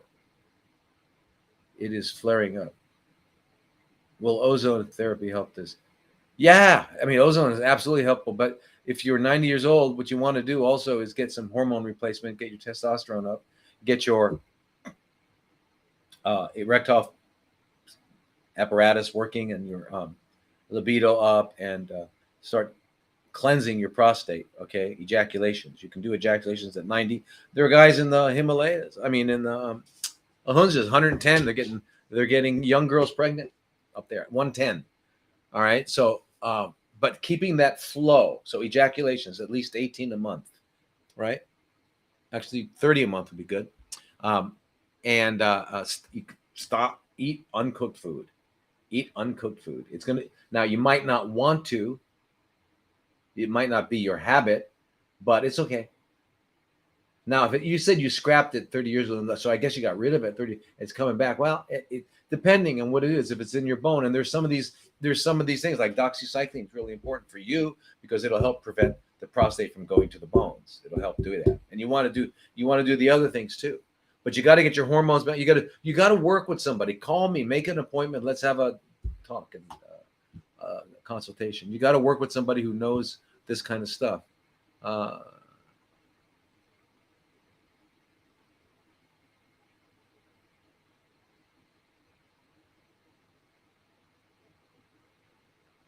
Great. So Kathy, so you got the so what is my okay? So what are your thoughts on Faslodex injections for estrogen, progesterone positive uterine sarcoma? Yeah, we were talking about sarcomas earlier. This is the sarcoma of the uterus, is the muscle. It doesn't matter that it's uterine sarcoma or it's breast cancer, or ovarian cancer, or colon cancer, or pancreatic cancer. They all have estrogen receptors. They don't check them all on all. They don't usually check for colon. Sometimes they do. They don't usually check for pancreas, but sometimes they do. Nah, I don't think they ever do. But anyway, again, it's go back to remember a lot of soy. You don't want to get a shot of anything that's going to knock out your system and make it more unbalanced. These shots that make things unbalanced don't help. They don't help. So you want to remember, you got soy, but you want to do it healthy. So anyway, that's very good. I'm glad you got that. And I didn't get everybody you got. I didn't get everybody today, but detoxing kids from vaccines. Oh, wow. Jess. Wow. How old kids? Send me this question again next week. How old are the kids? What kind of vaccine? What are you talking about? They're the only, yeah. Okay. So you guys, it's really late. I got a person to see, consultation. So Sawadee Kap, Namaste, Namaskar, Aloha, and see you next week. Bye-bye. Thank you for coming. And this, and this.